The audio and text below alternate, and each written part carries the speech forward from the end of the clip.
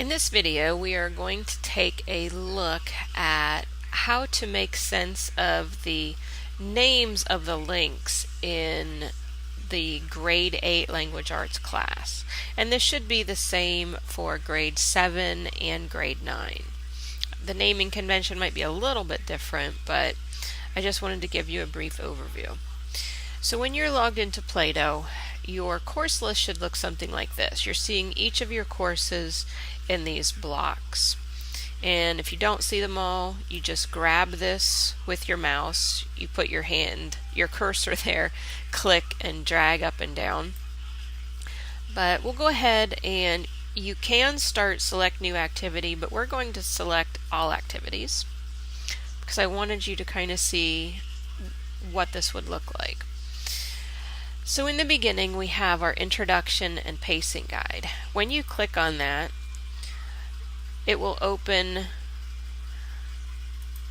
and download a document, but what happens is as soon as you click on it, it will mark complete. So what that will show your teacher is that you did download it. So here you can see that it opened in a new window with information about the course and your teacher. This is an assessment you need to complete, and it will open in a window like this, and you just go through and complete the questions, and then when you're done you would want to hit save and exit. I don't want to take the test right now so I'm going to go back to all activities. So what I want you to see is that within Unit 1 is about plays, and you can see that there's a drop box. All the drop boxes are required. Up here where it says Application 1, this is where you'll find the assignment that goes with the drop box. So they're separated because we want you to be able to download the assignment so that you can work on it over time, and then when you're done with Unit 1 you would just go ahead and submit it to the Dropbox. So if we go ahead and click on Application 1, again we get that information, please confirm, and it will open in a new tab. This is where it opened for me, over here. So this is about the play The Miracle Worker. So there will be objectives just so that you know what you're doing, some directions about downloading the document. 8B Answer Only Dropbox 1 is where you will complete the activity. So when you look over here, here it is, 8B Answer Only Dropbox. You would download that and complete the activity there. So then you have the information about what you are doing. You are going to read the play The Miracle Worker, and here you have links to the different acts for the play. There's 3 acts, Act 1, Act 2, Act 3, so we've got Act 1, Act 2, Act 3. They're not very well labeled, but we'll work on that for the next version. And this just explains you can try to use a program called PDF Max. It will allow you to highlight information and make notes for yourself. So your actual assignment then is to complete this Dropbox answer only document and then submit it to the Dropbox. Now here's an actual link to the full performance of The Miracle Worker, so you can go ahead and click on that.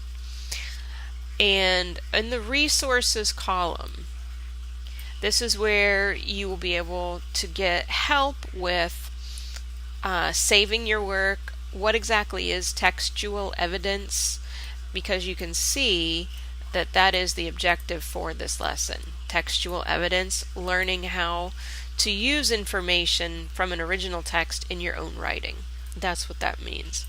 So you have all of these different resources to help you complete the assignment. But this is the actual assignment that you will need to click on, download, and complete. And for me, this is how it opens. It opens in a separate window that I can make a little bit larger.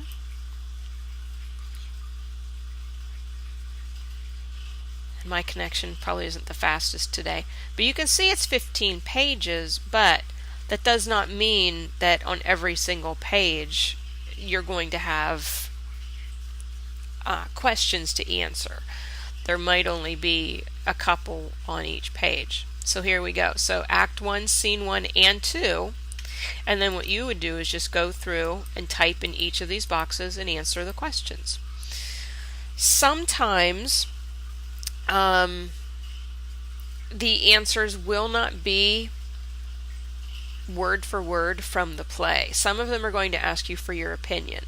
So just make sure that you're really thinking about what happened in the play and using your own words as much as possible.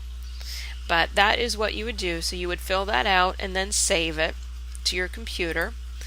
Then we would go back to Play-Doh and we would click on the Dropbox.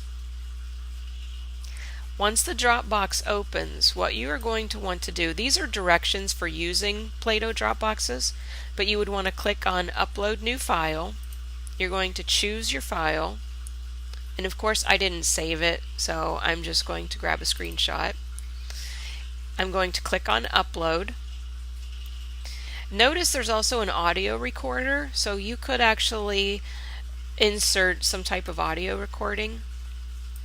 So I'm going to click on that, and then over here to the side I want to Submit Selected Files. And then once I click that, I get a new window that pops open. I want to submit for scoring. When you submit for scoring, that's when you let your teacher know, I am done with this. And then you would click on Submit File, and it will give you the message you've successfully submitted it. So if we exit our Dropbox, it's going to take us back to our English 8 classroom, and then when this is graded, that's when you'll see this in progress change, and you'll be able to click on that and get the grade from your teacher.